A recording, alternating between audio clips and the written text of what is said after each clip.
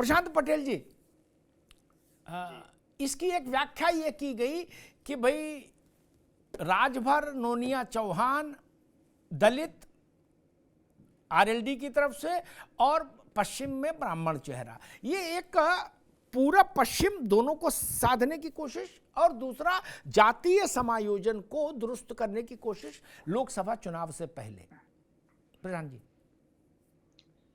जी अमिताभ जी, ये तो देखिए विश्लेषण जो है आप जैसे वरिष्ठ पत्रकार राजनीतिक विश्लेषक करेंगे, लेकिन जैसा मैंने पहले कहा था कि हमारा नारा है सबका साथ सबका विकास, तो हम सबको, सभी वर्गों को, सभी जातियों को, सभी समाज को लेकर के चलते हैं। और अमिताभ जी, जब से जैन जी हमारे साथ हैं तो विपक्ष के साथियों द्वारा ये लगातार ये बात कही जाती है कि उन्होंने स्वर्गीय चौधरी चरण सिंह जी के सिद्धांतों को तिलांजलि दे दी। तो उनको मैं याद दिलाना चाहता हूँ कि स्वर्गीय चरण सिंह जी जब प्रधानमंत्री थे तो हमारा पूर्ववर्ती जो पार्टी थी जनसंघ, उनका भाग था उनकी सरकार का। उसके बाद जब भारतीय जनता पार्टी 1983 में बनी, उसके बाद भी एनडीए बना था एक वाजपेयी जी के नेतृत्व में। उस समय उस एनडीए के संयोजक स्वर्गीय चौधरी चरण सिंह जी थे, उनकी क्रांति दल हुआ करती थी। तो जब भाई चौधरी चरण सिंह जी हमारे साथ थे, उनको हमारे एनडीए के संयोजक थे, जो आज एनडीए के पार्ट में श्री जयंत सिंह जी आए हैं, तो उनके सिद्धांतों की तिलांजलि कहाँ हो गई? श्री अजीत सिंह जी हमारे वाजपेयी सरकार में मंत्री थे, उसके बाद 2009 में भी गठबंधन में हमारे साथ रहे, 5 सांसद इनके जीते, फिर अलग अलग कारणों से अलग अलग दलों में गए। तो ऐसा सिद्धांत ये कहा जाए कि अजीत जैन सिंह जी ने सिद्धांतों की तिलांजलि दे दी, ये बात गलत है। देखिए स्वर्गीय चरण सिंह जी को जितना जैन जी जानते होंगे उतने तो मैं या रविंद्र पटेल या ये तारिक भाई तो नहीं जानते होंगे। वो उनकी गोद में खेले हैं, उनके क्या सिद्धांत, उनके पार्टी क्या सिद्धांत अच्छे से जानते हैं। और वो ये बातें कहना, ये चीजें गलत है। थोड़ा उनको इतिहास को अवलोकन करना चाहिए। इतिहास में जो चीजें हैं वो नहीं बिगड़ेंगी। पहले भी हमारे उनके साथ सिद्धांत मिलते रहे, समय है, पार्टियां उनका अपना अच्छा बुरा देखते हैं, अपने समय पर अलग अलग उन्होंने गठबंधन किया और हमारे साथ आ गए। ये कहना गलत है कि उन्होंने सिद्धांतों की तिलांजलि दे दी। नहीं, पहले तो देखो इसी बात पर विवाद, मुंडे मुंडे मतिर भिन्ना कि बड़े चौधरी साहब के सिद्धांत क्या थे। वो कांग्रेस के विरोध में रहे, उन्हें वो कांग्रेस से शुरू किए राजनीतिक जीवन, फिर कांग्रेस के विरोध में आए, फिर कांग्रेस के साथ आ गए, फिर कांग्रेस के खिलाफ आ गए। राजनीति तो प्रवाहमान है, कोई जड़ता वाली चीज थोड़ी ना है। सब घूम टहल ही रहे हैं, चरण सिंह जी भी घूमे टहले। मुझे उनका एक भाषण याद है, उन्होंने कहा कि अगर सरकार हमारी आई 77 में तो बिजली के खंबे से बांध के इंदिरा गांधी को कोड़े लगवाऊंगा। क्या सरकार आ गई, गृहमंत्री हो गए। फिर एक स्थिति ऐसी आई कि जयंत चौधरी के पहले जन्मदिन था, शायद पहला ही था, 1 ही साल के हुए थे, उसमें इंदिरा जी को घर पे बुला लिया चरण सिंह जी ने, क्या और फोटो खिंचाई। तो ऐसा नहीं, सब ठीक है, राजनीति है, राजनीति में चलेगा। नावेश शिको तक आवाज जा रही है मेरी? जी आवाज आ रही है जी। नावेश शिको, फिर हम मूल बात पर लौटते हैं। ये विस्तार 80 लोकसभा सीट का जो अखाड़ा शुरू होने वाला है, जो चुनावी महासमर शुरू होने वाला है, उसको कैसे और कितना प्रभावित करेगा? बीजेपी को क्या प्लस हो सकता है इन चेहरों से, और विपक्ष को क्या माइनस हो सकता है इन चेहरों से? देखिए ये बात बिल्कुल सही है कि ये बड़ी सफलता इसलिए मैं कहूंगा पॉलिटिकल लिहाज से, क्योंकि इंडिया गठबंधन जब बिखर रहा था, टूट रहा था, तो तमाम लोग ये कह रहे थे कि आप लोग उनके टूटने बिखरने और तमाम डिस्प्यूट्स की चर्चा करते हैं, लेकिन एनडीए में भी इस तरह के खतरे होंगे, उनकी भी चर्चा कीजिएगा। हम लोगों ने वादा किया था कि हम लोग चर्चा करेंगे।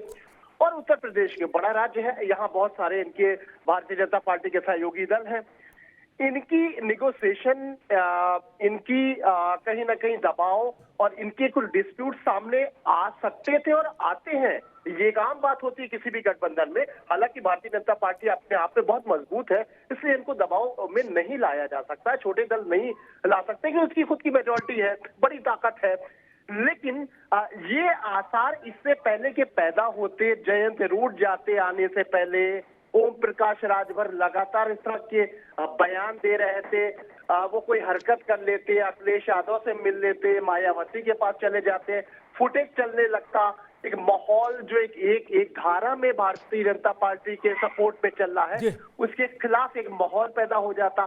तो उस तरह के कोई चुनाव से पहले भाजपा एनडीए के खिलाफ अब माहौल यूपी में फिलहाल नहीं होगा, क्योंकि राजभर जी को काबू में कर लिया गया है। जयंत चौधरी, जैसा आपने कहा कि अनुशासित है वो नेता, और वो उनके साथ आ गए और जितना उन्होंने चाहा उससे ज्यादा मिल गया।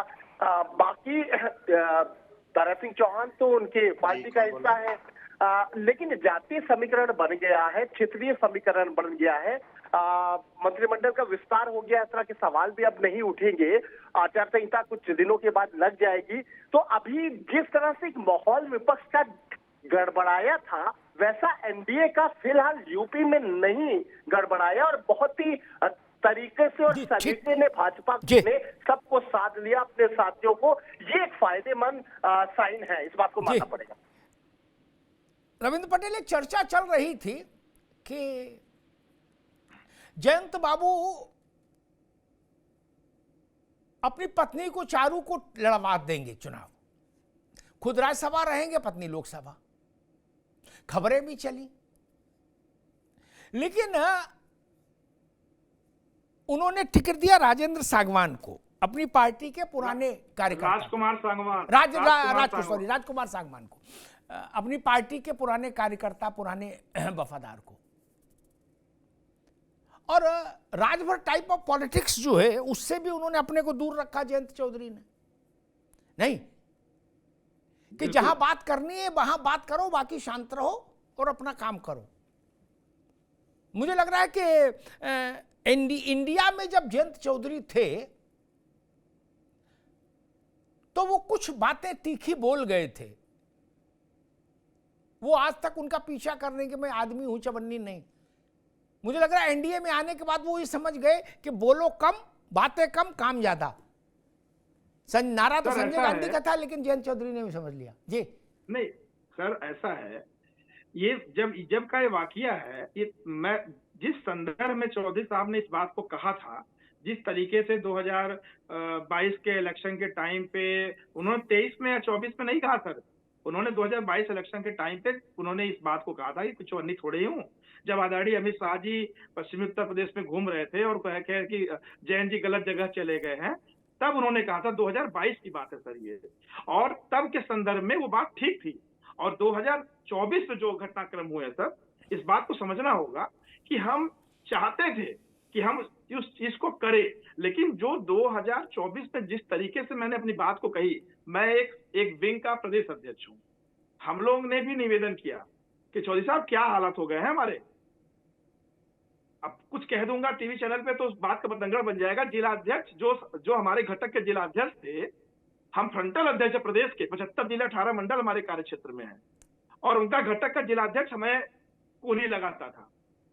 तो ये हालात थे, कम से कम यहाँ तो ये चीज नहीं है। और दूसरी बात बड़ी ईमानदारी से कहना चाहता हूँ कि आदरणीय जयंत चौधरी जी समझदार और पढ़े लिखे आदमी हैं और खानदानी लोग हैं। ठीक, और इसमें कोई दो राय नहीं है कि उन्हें क्या बोलना है, कब बोलना है, कितना बोलना है, उन्हें पता है। और एक बात सर और कहना चाहूंगा आपके चैनल के माध्यम से, इस बात को जरूर आप कहीं कोट करिएगा कि आदरणीय जयंत चौधरी जी पे आरोप लगता था, हमारी पार्टी पे आरोप लगता था कि ये बाहर से आयातित नेताओं को महत्व देते हैं और कुछ और तरह तरह के रुपए पैसे का खेल चलता है। लेकिन मैं आपके चैनल के माध्यम से बड़ी ईमानदारी से, कल से ही मैं इतना गदगद हूँ, मैं स्वयं इतना गदगद हूँ, मुझे कुछ नहीं मिला लेकिन मैं गदगद हूँ कि आदरणीय डॉक्टर राजकुमार सागवान जैसे एक ईमानदार कार्यकर्ता को, चंदन चौहान जैसे एक कार्यकर्ता को, योगेश नौहार जैसे एक कार्यकर्ता को जयंत चौधरी जी ने मौका दिया। और उतना ही नहीं, मैं बता देना चाहता हूं कि कुछ ऐसे और भी नाम हैं पश्चिमी उत्तर प्रदेश में जिनसे जयंत चौधरी ने समय समय पे काम लिए हैं और उन्हें आज वो मौका दे रहे हैं, वो आगे आए। अनिल कुमार जी हमारी पार्टी के अकेले दलित विधायक हैं, लेकिन जयंत चौधरी असली पीडीए के समर्थक हैं। जयंत चौधरी ने पिछड़ा दलित, और वो जयंत चौधरी जी की चलती तो अशरफ अली को भी मंत्री बनवा देते, उनका भी नाम चल रहा था। लेकिन राजनीति में गठजोड़ में कुछ चीजें आगे पीछे होती हैं, तो पीडीए के जो समर्थक हैं वो जयंत चौधरी जी। ठीक, हाँ इतना तो है कि जयंत चौधरी ने Guddu Jamali type of politics से तो परहेज किया। उन्होंने 4 लोगों को अवसर दिया, 2 लोकसभा में, 1 विधान परिषद में, 1 मंत्रिमंडल में उत्तर प्रदेश में नॉमिनेट किया।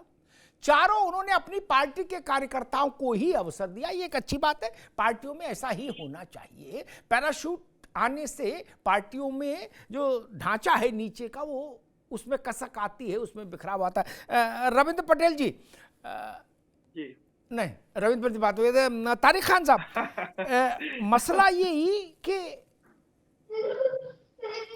चरण सिंह के सिद्धांतों को छोड़ दिया राष्ट्रीय लोकदल ने, आपने कहा, या आप समाजवादी कह भी रहे बात को, लेकिन एक प्रश्न खड़ा होता है, 10 वर्ष चरण सिंह जी के 2 चेले मुलायम सिंह जी और लालू जी हैं के समर्थन से कांग्रेस की सरकार चली 10 वर्ष। लालू जी तो उसमें शामिल ही थे क्या? चिट्ठी मुलायम सिंह जी की भी लगी थी, दोनों चरण सिंह के चेले थे क्या? भारत रत्न दे सकते थे नहीं?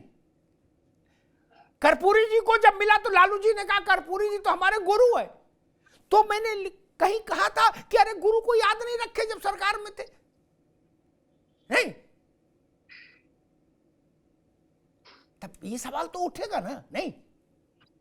मुलायम सिंह यादव के करियर को शेप देने में चरण सिंह की बड़ी भूमिका थी, नहीं? तारिक खान, जब उनको भारत रत्न दिया गया, दोनों लोगों को, चाहे ठाकुर साहब को चाहे चरण सिंह साहब को, तो ये तो समाजवादी नेता थे वो, और ये समाजवादियों की पुरानी मांग थी। इस चीज को भी स्वयं राष्ट्रीय अध्यक्ष अखिलेश यादव साहब ने कहा कि ये बहुत अच्छा निर्णय है और इसका स्वागत होना चाहिए। अब कोई सत्ता में है, भागीदारी है सत्ता की, तो सत्ता उसके हाथ में तो नहीं। जैसे ये राजभर साहब ने कहा कि जब अपना प्रदेश बना लेंगे तब सारे निर्णय खुद। तो अगर आप सत्ता के भागीदार हैं तो कह सकते, तो डिमांड तो ये पुरानी थी, अब उन्होंने नहीं दिया वो अलग की बात है, लेकिन जिस भी सरकार ने आकर दिया तो उसका किसी ने विरोध तो नहीं किया, कहा ये अच्छी बात है, ठीक है, देना चाहिए, वो उसके हकदार थे, उन्होंने ऐसे काम किए, ऐसे निर्णय लिए किसानों के लिए, वो चाहे उनका पुराना निर्णय हो जो जमींदारी कानून को खत्म कराने वाला काम हो, तो ऐसे कामों के लिए वो जाने जाते हैं, उसमें उनके सम्मान में कोई कमी नहीं है, उनका सम्मान उतना ही बराबर है। लेकिन फिर से वही बात घूम के आ गई कि अगर किसानों के वो नेता थे, आज किसानों की जो समस्या है उसको टेबल पे बैठकर आरएलडी ने बीजेपी से, सत्ता जिसके पास है, मैं नहीं कहता कि इनके हाथ में। अच्छा ठीक है तारिक खान साहब, ठीक है, वो तो ठीक ही है जो, लेकिन एक छोटा सवाल पूछूं मैं प्रशांत जी के पास, जो समय कम है, सत्यपाल मलिक लड़ रहे हैं चुनाव,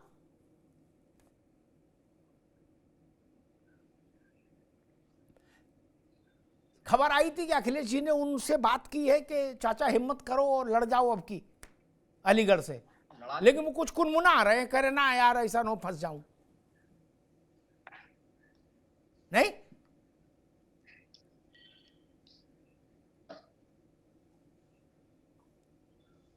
अखिलेश जी को लगता होगा कि भाई सतपाल मलिक को लड़ा देंगे तो ये मैसेज जाएगा कि जाट हमारे साथ भी है, ऐसा नहीं कि जयंत के साथ चले गए। तारिक खान, नहीं नहीं, हाँ बिल्कुल, अगर वो तैयार हो जाएंगे तो उनको लड़ा दिया जाएगा, ऐसी बात नहीं। और जाट किसके साथ हैं?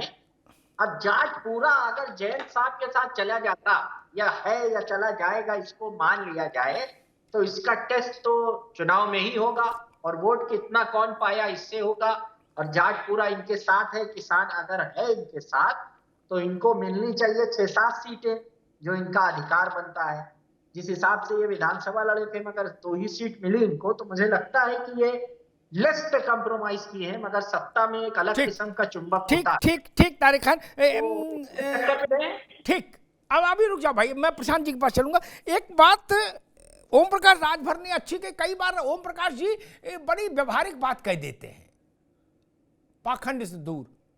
उनने कहा भैया 2, 4, 6 सीट लेके हारने से अच्छा है 1 लड़ो लेकिन जीत जाओ। इसी बात में ओम प्रकाश राजभर की मुझे वजन नजर आया कि मान लो आपको 10 सीट भी दे दे कोई, क्या बोले ये 10 लड़ेंगे और 10 हार गए, हैं? घर गांठ से पैसा और खर्च हुआ, 2 सीट मिली, 2 एमपी हो गए आपके, जय हो गई। ये भी एक राजनीतिक उसमें एक ये भी साइकोलॉजी है। प्रशांत पटेल, जयंत चौधरी, ओम प्रकाश राजभर, दारा सिंह चौहान, ये सारे समीकरण दुरुस्त, अब 80 में 80 वाला जो लक्ष्य है कहां तक पहुंचा है और कैसे देख रहे हैं उसको? देखिए, हमारी 80 में से 80 सीटें तय हैं, उसमें कहीं कोई डाउट नहीं है। जो कुछ जो कील काटे थे वो भी दुरुस्त कर लिए गए हैं। पश्चिम से लेके पूरब तक पूरे सब जगह कार्यकर्ता जोश में, सभी लोग साथ में हैं। बाकी लोग जो 2-3 सांसदों वाली पार्टियां हैं जो बड़े-बड़े दावे कर रही हैं, वो अपना देखें कि उनका क्या हालत है। लेकिन भारतीय जनता पार्टी में कहीं कोई इस तरह संशय वाली स्थिति नहीं है। हम लोग मजबूती के साथ चुनाव लड़ रहे हैं और एनडीए में भी 2-3 दल और शामिल होने वाले हैं एक सप्ताह के अंदर। जब चुनाव घोषित होगा संभवतः 10 तारीख के बाद 14-15 के आसपास, तब तक 2-3 दल और जो हमारे छोड़ करके गए थे वो भी साथ आएंगे और मजबूती के साथ जो प्रधानमंत्री जी ने ये नारा दिया है कि एनडीए 400 प्लस और भारतीय जनता पार्टी 370 प्लस, उस नारे को हम करके दिखाएंगे। ये भी बस 2 महीने की बात है, इसमें कोई डाउट वाली बात नहीं है।